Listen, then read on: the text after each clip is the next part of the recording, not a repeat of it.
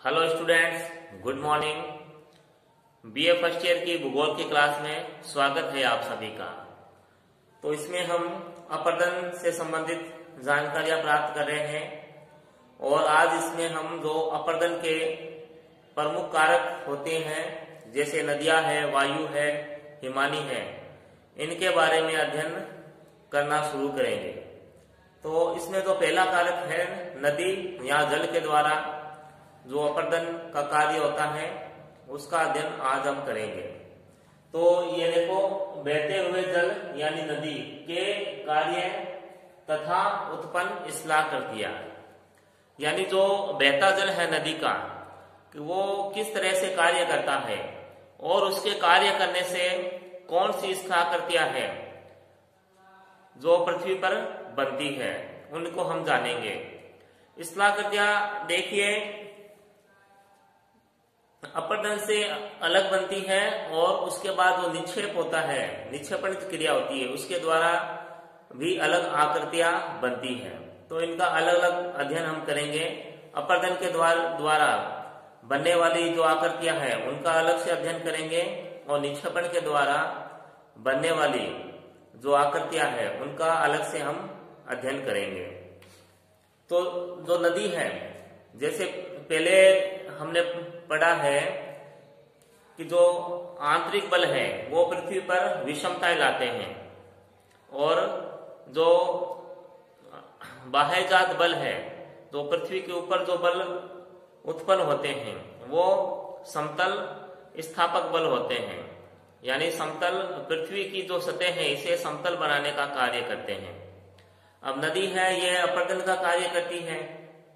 एक पर्वत है या कोई भी स्थल खंड है जो पृथ्वी से ऊपर उठा हुआ है तो उसका अपरदन निश्चित रूप से होगा, चाहे वायु के द्वारा हो चाहे बहते हुए जल यानी नदी के द्वारा हो, उसका अपरदन होता ही है। तो इसमें बोर्ड पे मैंने जो नदी है उसकी परिभाषा लिखी है कि जब बाह्य जल यानी रन ऑफ वाटर एक निश्चित रूप में ऊंचाई से निचले ढाल पर गुरुत्वाकर्षण के कारण प्रवाहित होता है तो उसे नदी या सरिता कहते हैं। जो नदी है देखो वो ढाल के अनुरूप बहती है, जैसे ऊपर से नीचे की ओर ढाल के अनुरूप जो नदी है वो बहती है और नीचे की ओर बहती है, यानी जो गुरुत्वाकर्षण है उसकी आकर्षण शक्ति से जो भी वस्तु होती है वो देखो नीचे की तरफ ही आती है।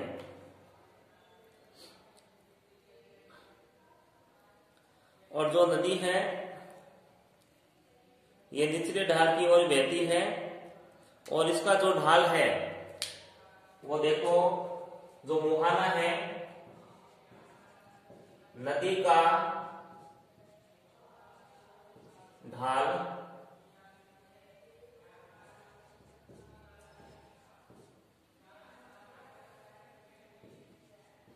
मुहाने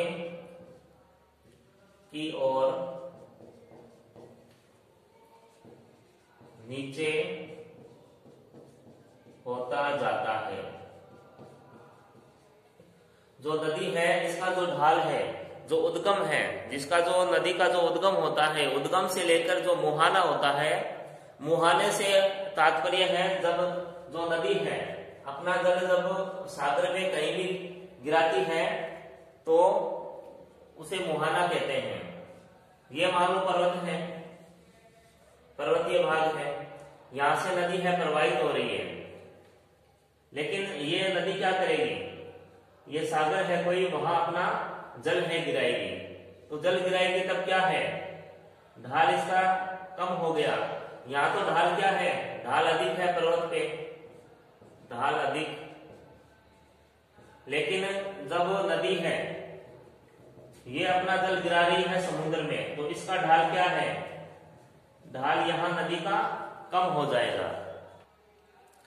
जो नदी है इसका जो ढाल है वो मुहाने की ओर कम होता जाता है, जो ढाल है वो घटता जाता है। पर्वत पर जो ढाल होता है नदी का वो अधिक होता है और जब मुहाना यानी समुद्र में जब नदी गिरती रहती है तो इसका ढाल है वो कम हो जाता है, क्योंकि नदी है वो मैदान में आ जाती है, एक समतल जगह पे आ जाती है। उसके बाद देखो जो नदी है, नदी के जो कार्य है, नदी के कार्य कौन से, धरातल पर जो समतल की स्थापना करना के जो कार्य है वो 3 तरह से होते हैं। पहला है अपर्दन, फिर परिवहन, फिर है निक्षेप। नदी धरातल पर ये 3 तरह के कार्य करती है, एक तो है अपर्दन, फिर परिवहन और फिर है निक्षेप। तो इन तीनों को त्रिकाल कार्य या त्रिपद कार्य कहते हैं।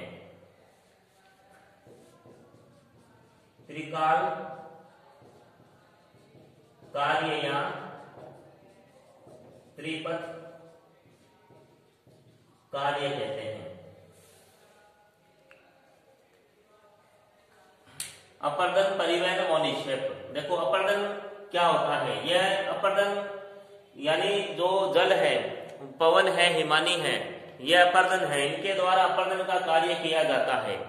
अब जो परिवहन है, परिवहन का अर्थ है कि जो अपक्षय हुआ है, जो चट्टान के जो टुकड़े हैं, चट्टानों के वियोजन और विघटन होने से जो चट्टान कमजोर हुई है, चट्टान के जो कण हैं वो एक स्थान से दूसरे स्थान पर ले जाए जाते हैं, तो उसे परिवहन कहते हैं। परिवहन के बाद निक्षेप की क्रिया होती है। निक्षेप का मतलब जो अपर्दन हुआ उसके बाद परिवहन हुआ, परिवहन में जो पदार्थ है वो एक जगह कहीं पर निक्षेपित कर दिए जाते हैं यानी जमा कर दिए जाते हैं, तो उसे निक्षेप कहते हैं। तो इस देखो क्रिया को समझो आप, मान लो कोई चट्टान है, इसका अपक्षय हुआ, और अपक्षय का मैंने आपको बताया है पिछली क्लास में, यानी चट्टान का अपने ही स्थान पर टूट फूट होना अपक्षय कहलाता है। जब चट्टान का अपक्षय होगा तो चट्टान क्या कमजोर हो जाएगी, चट्टान जब कमजोर हो जाएगी तो अपर्दन की क्रिया होगी। फिर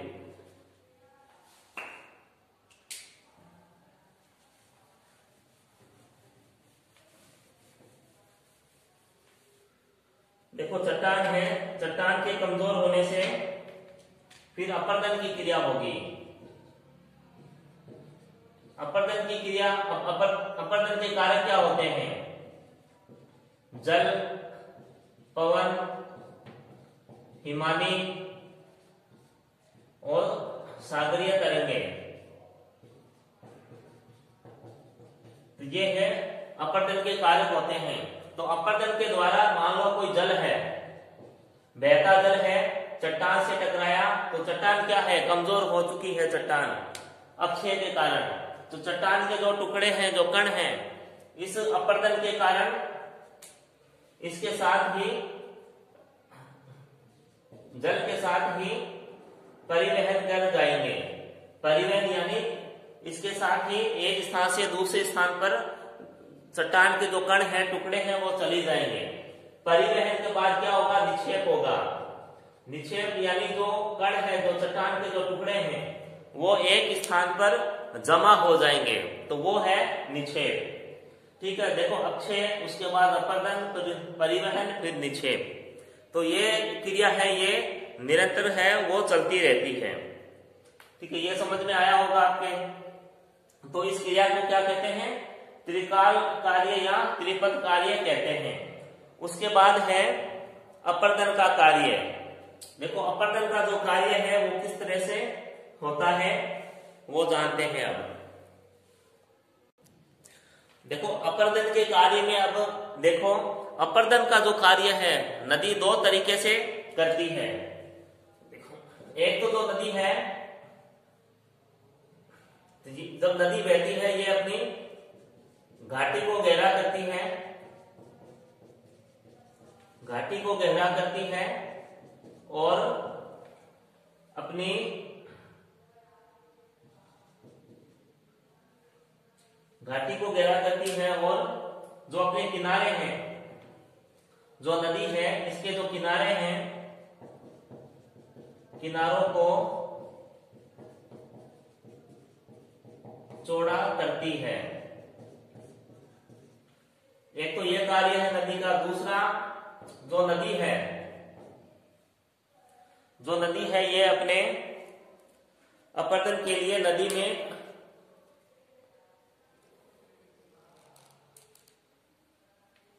जो पदार्थ है, नदी के साथ जो सम्मिलित पदार्थ है, नदी के साथ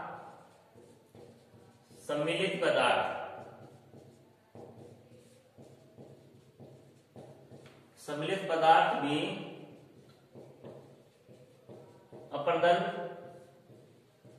का कार्य करते हैं। सम्मिलित पदार्थ से मतलब है नदी, बोझ यानी लोड। जो नदी है वो बोझ लेके चलती है। अब इसको हम समझेंगे। देखो पहले जो क्रिया है, अब मान लो कोई नदी है, वो बह रही है। जो नदी है ये जो अपनी इसकी घाटी है, अब इसका जो तल है इसको गहरा करेगी, और उसके बाद जो नदी है, ये जो किनारे हैं नदी के, इनको चौड़ा करेगी। उसके बाद जो देखो दूसरा जो पॉइंट है ये समझने वाला है कि नदी के साथ सम्मिलित पदार्थ भी अपरदन का कार्य करते हैं, यानी नदी बोझ। अब नदी के साथ सम्मिलित पदार्थ, जैसे मैंने आपको बताया था, जो कोई चट्टान है उसका अक्षय होता है, अक्षय, फिर अपरदन, परिवहन, फिर निक्षेप। जब ये क्रिया होती है अक्षय और अपरदन से, जैसे चट्टान के जो टुकड़े हैं, जो कण हैं, वो परिवहन का कार्य करेंगे, यानी नदी का जो जल है वो चट्टान के टुकड़े नदी के साथ ही प्रवाहित होते हैं। तो ये है सम्मिलित पदार्थ।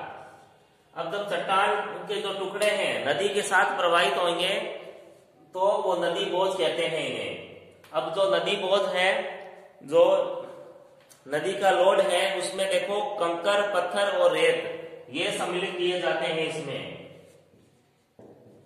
कंकड़, पत्थर और रेत ये नदी बोझ है, इसमें शामिल किए जाते हैं। नदी बोझ का मतलब है जब चट्टान का अपरदन होता है तो चट्टान के जो टुकड़े हैं, जो कण हैं, जो रेत है, वो नदी के साथ ही प्रवाहित होते हैं। तो प्रवाहित होने से नदी का जो बोझ है वो बढ़ता है, और इन्हें ही जो कंकड़, पत्थर और रेत है, इन्हें नदी बोझ कहा गया है। तो ये समझ गए होंगे नदी अपरदन का जो कार्य है। नदी है देखो अपनी घाटी है, इसको गहरा करती है, उसके बाद इसके जो किनारे हैं उन्हें चौड़ा करती है। उसके बाद जो नदी है, नदी के साथ जो सम्मिलित पदार्थ है वो भी अपरदन का कार्य करते हैं। ठीक है। अब जो कण है, जो कंकर और पत्थर है, ये किस तरह से अपरदन करते हैं वो हम इसमें देखेंगे अभी। उसके बाद नेक्स्ट है नदी अपरदन का सिद्धांत, कि नदी अपरदन का क्या सिद्धांत है। नदी अपरदन का सिद्धांत देखते हैं। जो नदी अपरदन का जो सिद्धांत है वो 3 बातों पर निर्भर करता है। एक तो देखो नदी का ढाल, नदी का वेग,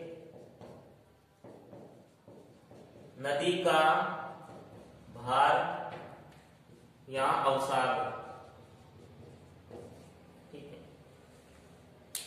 नदी का ढाल जितना अधिक होगा उतना ही अधिक अपरदन कार्य है वो होगा। अब जैसे ये ढाल है, अब ये जो ढाल है यहाँ क्या है, अपरदन कार्य अधिक होगा, और जैसे ढाल कम होता जाएगा, जैसे ये भी ढाल है, ठीक है, और एक ये आ गया, अब ये एकदम समतल लाइन आ गई, तो यहाँ क्या है, अपरदन का जो कार्य है वो कम होगा, बल्कि ढाल जितना अधिक खड़ा होगा अपरदन का जो कार्य है वो अधिक होगा। अगर नदी इस ढाल से प्रवाहित हो रही है तो अपरदन अधिक करेगी, और अगर ढाल इस तरह का है, एकदम फ्लैट है, समतल है, तो अपरदन का जो कार्य है वो कम होगा। उसके बाद जैसे नदी का वेग है, देखो नदी का जो वेग है वो ढाल पे ही अधिक होगा, क्योंकि यहां से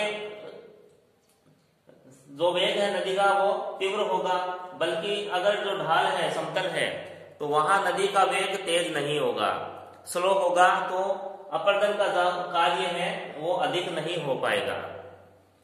तो तीसरा बिंदु है नदी का भार या अवसाद। नदी का भार या अवसाद से अर्थ है नदी के बोझ से ही है, ठीक है, जो कंकर पत्थर जो रेत है उसी से ही है इसका तात्पर्य।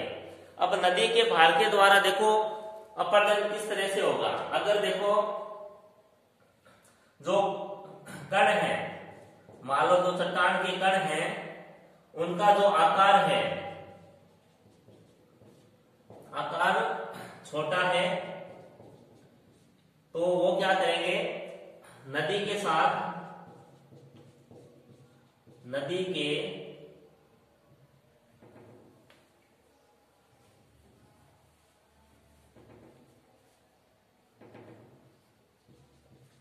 नदी के साथ उछलकर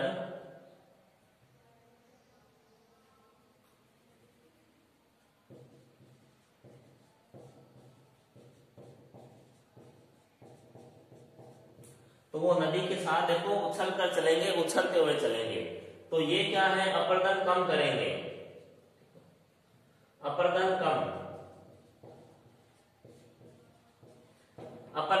होगा। अगर जो कण है उनका आकार इससे भी छोटा है, बहुत छोटा, तो वो क्या करेंगे, नदी के जो जल है, नदी के जल के साथ घुल जाएंगे, ठीक है। अगर कणों का आकार बहुत छोटा है तो वो क्या होगा, जो कण है वो नदी के जल में घुल जाएंगे, जिससे अपरदन बिल्कुल भी नहीं होगा, अपरदन नगण्य, ठीक है, अपरदन बिल्कुल नहीं होगा उन कणों के द्वारा। अगर देखो कण है उनका जो आकार है बड़ा है, तो वो क्या करेंगे, अपरदन करेंगे, नदी के साथ प्रवाहित होंगे और अपरदन अधिक करेंगे। बड़े कणों का आकार देखो अगर बड़ा होगा तो वो अपरदन भी अधिक करेंगे। और ये देखो नदी के साथ अलग अलग साइज के जो कण हैं वो प्रवाहित होते हैं, और साइज के अकॉर्डिंग उनके नाम भी अलग अलग होते हैं कणों का। उसके बाद देखो एक बात यह आती है कि अगर कोई नदी है, अगर नदी है तो उसमें देखो नदी का भार कितना होना चाहिए, बोझ कितना हो। अगर नदी के अंदर जो भार है वो ज्यादा होगा तो अपरदन कम होगा, ठीक है। अपरदन अगर भार ज्यादा है तो भी अपरदन कम होगा, अगर देखो भार कम है तो भी अपरदन कम होगा, ठीक है। अगर भार अगर अधिक है नदी में तो भी अपरदन कम होगा, और भार अगर ज्यादा है तो भी अपरदन कम होगा। यानी अपरदन के लिए इन दोनों की जो बीच की स्थिति होनी चाहिए, अगर इन दोनों की बीच की स्थिति होगी, यानी भार ना तो अधिक हो ना कम हो, तो अपरदन का कार्य है वो अच्छे से होगा। इसे अपरदन का सामान्य सिद्धांत कहते हैं। इसे ही देखो अपरदन का सामान्य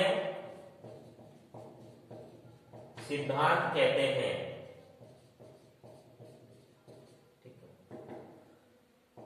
अपरदन का सामान्य सिद्धांत इसे ही कहते हैं, ना तो भार अधिक हो ना ही कम हो। अब देखो अगर कोई नदी है पर्वत से प्रवाहित हो रही है,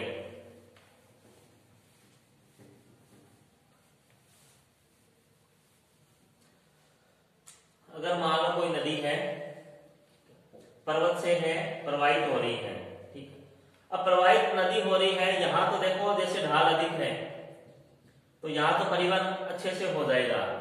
अगर ये सागर है, जलीय भाग है, ये नदी का मुहाना है यहाँ।